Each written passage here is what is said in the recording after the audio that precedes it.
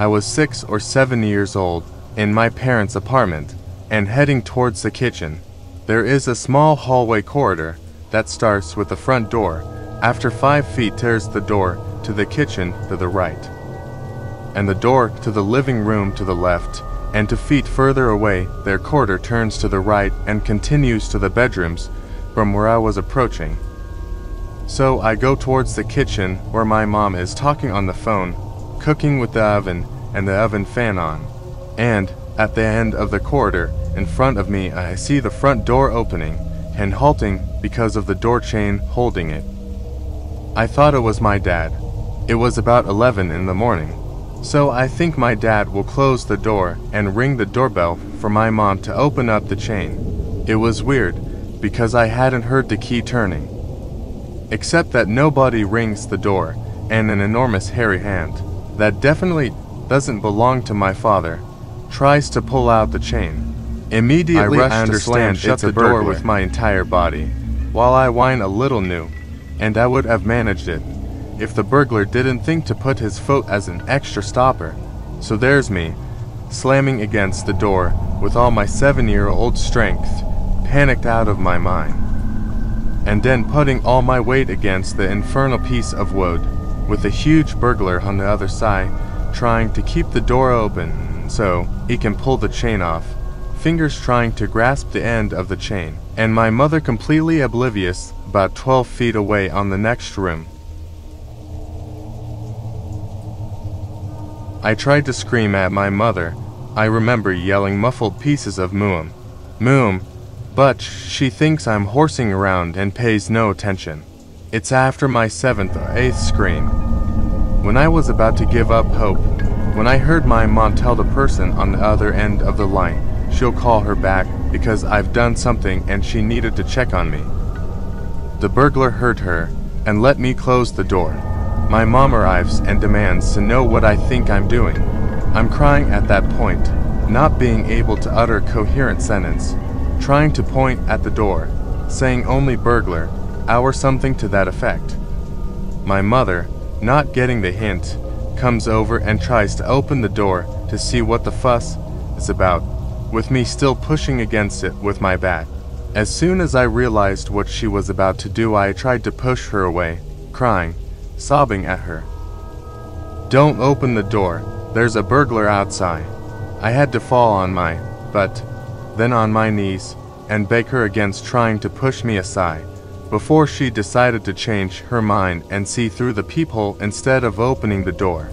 So she looks through it in a hurry, starts saying, "See, there's nobody there," and I see her very annoyed face, turning pale as a sheet all of a sudden. She grabs me and pushes me away from the door and tells me to go get her the phone. I rushed to the kitchen and I heard her yell through the door, "I can see you crouching. You're behind the door. I'm not going to open, and I'm calling the police right this minute." The bastard was still behind the door, crouching as low as he could, not making a sound, so my mom would think nobody was outside, and she'd open the door and he'd rush inside. My mom called the police, and after 5 minutes of my mom issuing threats through the door, we heard somebody creeping away from the hallway and down to the building entrance and outside the building door. My mom was white as a sheet, not making a sound or expressing any emotion throughout the whole ordeal. It was as if she was scared stiff. About half an hour later, my father arrived, oblivious to the whole thing. When my mom told him what happened, he went and got a new lock and a better door chain. The police arrived that afternoon, a full 5 hours later, even though the police station is a 10-minute drive from our house. I don't think the burglar was ever caught.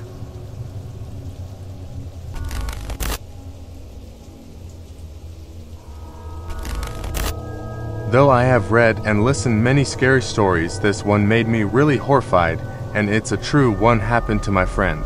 One late winter night, he was traveling from Jaipur to Delhi on bike with his friend who was riding it.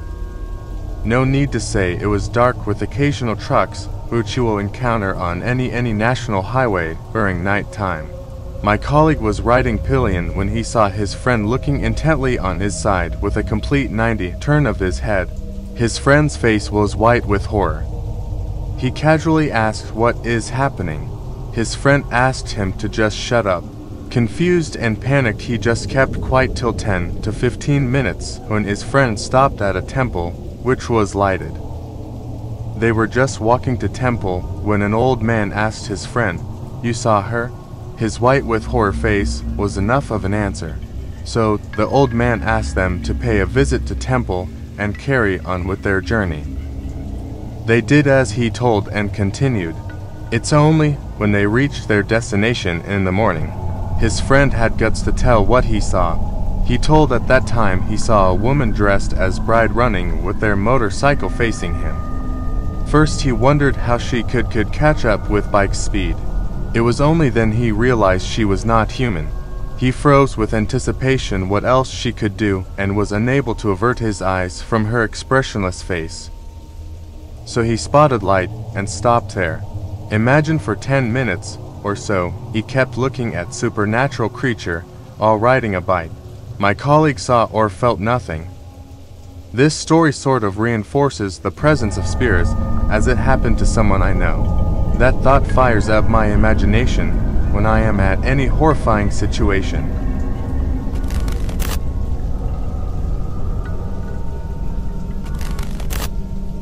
Grew up in a funeral home. I helped out in the office. When I was about 15, we got a call from a man whose wife and infant baby had been murdered in cold blood. There were very few clues. It made headlines. Cops set up surveillance at the viewing. It was heartbreaking, as the mother was holding the baby in her arms. I was asked to take the flower cards and periodically get the husband and ask if he recognized the names. I then photocopied them and put them back. I did it because I was a kid. People knew me, and I was unobtrusive. I talked to the husband quite a bit. He seemed devastated and shaken. The cops told me they had an eyewitness to someone leaving the house the day of the murder. The witness was a 3-year-old girl. She recognized the man leaving. It was the husband's best friend. Turns out that the friend and the husband had made a pact to kill each other's families and run off with their secretaries. The little girl identified the friend, and I guess one of them cracked. They both went to jail on multiple counts, all on the testimony of a 3-year-old. I still cannot believe to this day that that man stood right beside me multiple times, and I had no clue.